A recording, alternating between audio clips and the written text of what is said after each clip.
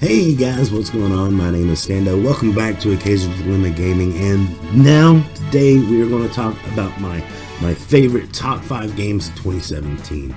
There was some real highs and some real lows this year. We saw microtransactions and loot boxes invade video games and kind of spoil a few, but there were some other great games out there that truly shine this year, and I want to pay homage to those games and really celebrate those games. There is some caveats here though. First, let's talk about Nintendo Switch. I did not own a Nintendo Switch this year, so there are no Nintendo games. No Legend of Zelda Breath of the Wild, no Super Mario Odyssey on this list, just because I don't own a Nintendo Switch, so I didn't get to enjoy those games. Also, there were some games at the beginning of the year, February, March, springtime, that came out that I kind of were a little interested in, but not full on board to try. One of those was Neo. Neo is more of a Dark Souls game, and I understand a lot of people love that game, but Dark Souls just isn't one of my things, so I'm pretty sure I'm not the audience member that would enjoy something like Neo. Also, we had Persona 5, and the reason I didn't play Persona 5 this year is because really my stream schedule is when I play video games, and we all know that Atlas said that we couldn't stream past 30% of the game of Persona 5. Well, if I was going to pick up a JRPG and get fully invested into it, I was going to play the whole thing. And Persona 5, although it seemed right up my alley, I just didn't play it because I wanted to honor the requests set forth by Atlas. So I just didn't have time to fit it in the off time, because I don't really have any off-screen time. You know, I spend six hours a day streaming, and that's when I get to play. So if I can't fit the game into those 6 hours, chances are I'm not going to play that game. Another game that I didn't get to play is Nier Automata. It seemed like a very niche game, something that I wasn't very into because I'm not very familiar with the Nier series. I know that Platinum Games does these hack and slash games. Some of them are good, and I think that I need to probably try that and give it a chance maybe in the future, because I don't know. I don't know if I'm the audience for it, and it's one of those things that it seemed kind of weird, and that put me off. You want to be honest, and it seemed really freaking weird.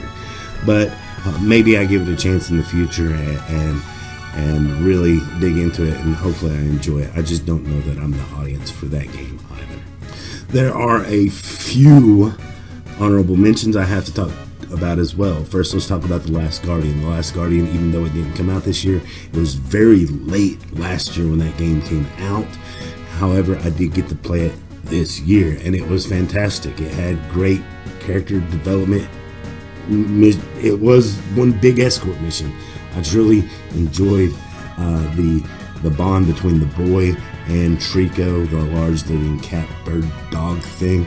I really loved that game. It was fantastic. It doesn't make it onto this list though, but still, I highly recommend go support that game. Go out and buy that game. It's one of those unique experiences that should be supported. Also, Wolfenstein 2: The New Order. I've gotten to play a lot of that game. I love the characters. I love the world. Matter of fact, I did an entire playthrough of the Wolfenstein series, and so far it's been an amazing adventure. It just barely got squeaked out by something else on this list.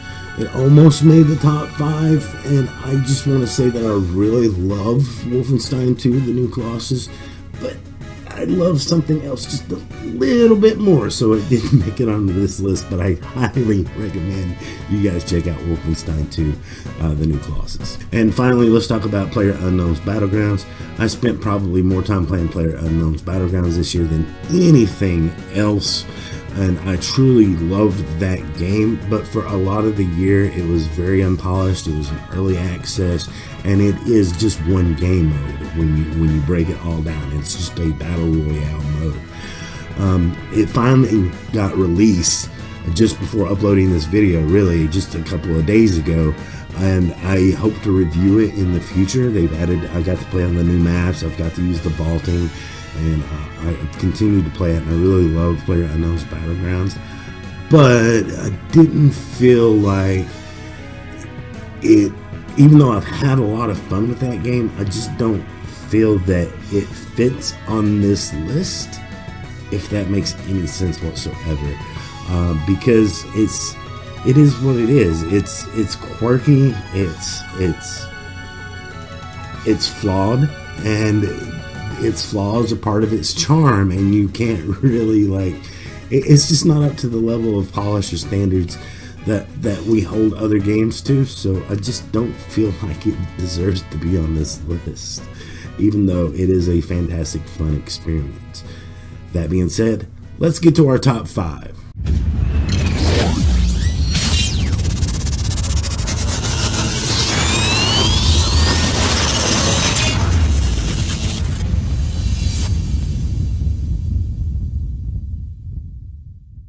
Coming in at number 5 is Uncharted: The Lost Legacy.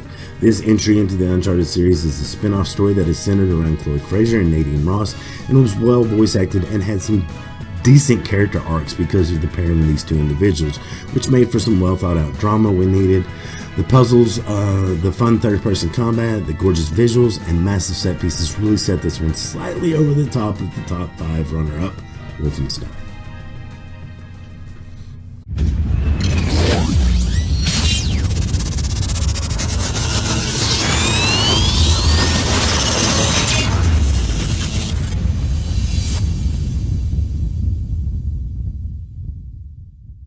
At number 4 is the first Assassin's Creed game since 2015. Ubisoft decided to give the weary series a year to breathe, and it paid off in large dividends.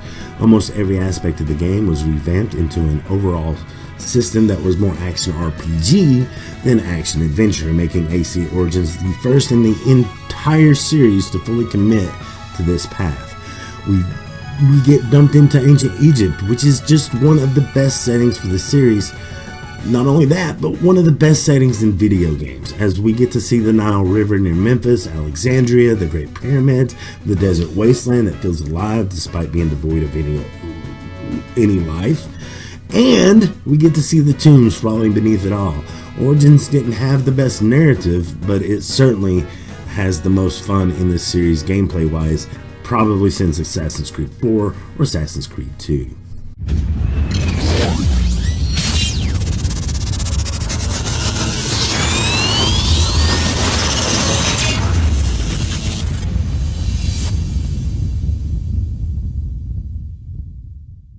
Number 3 goes to a game that didn't really come out this year. Hell, it didn't even come out last year. This is 2015's Rise of the Tomb Raider. And the reason it makes it on this list is because when it came out, it was stranded on the Xbox One, which I didn't have. And I said, I'll just buy it later. Well then, when it got out the following year, I almost forgot about it. But finally, I did manage to squeeze it in way back in January, and I'm glad I did. It has great mechanics and set pieces which one up the original in every single way, and we get to see a lot of growth from our young leading lady as Lara Croft is riddled with post-traumatic stress disorder from the previous entry, and is trying to find a way to cope with it all, which leads her down into some downright gray moral choices. Even when we are disagreeing with what or why Lara is doing something, at least we understand why she is making the hard choices, and in the end, we see a better, more seasoned Lara. It all culminates in wanting more, and hopefully we don't have to wait nearly as long, as Shadow of the Tomb Raider will be a multi-platform game from the beginning.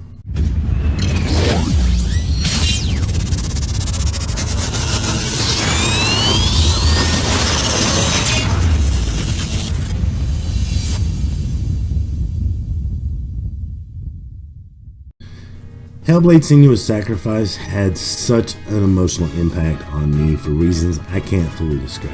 I don't suffer from the same mental issues as the main protagonist Senua does, or at least I hope I don't. But yet, I gave her full empathy throughout the 8-hour journey. This is a Celtic Viking version of Dante's Inferno, and although it seems like a constant downward spiral, there are moments of hope and glimmer that fade. But we do get a true uplifting as she comes to accept herself for who she is, the world around her, and accept loss, and determines how to move forward. It's a gripping tale that was well presented, especially when using the headphones because of the binaural audio, which allowing the voices to manipulate the player and play on the conscience of everyone, and perhaps linger just a bit after the credits have rolled.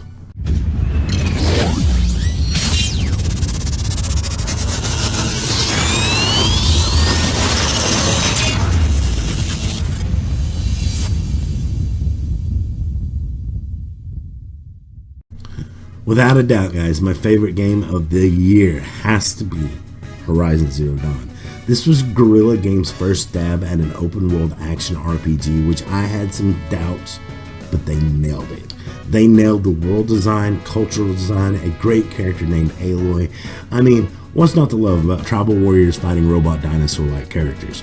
Every time I got into an encounter and came out on the other side, albeit by the skin of my teeth, I feel like I truly accomplished something thanks to the overwhelming odds and the size of some of these hulking monstrosities that feel like they have a ferocious weight to them that should overwhelm the player each and every single time. Uncovering the mystery and solving the puzzle of how all of this came to be is truly an adventure that made me want more.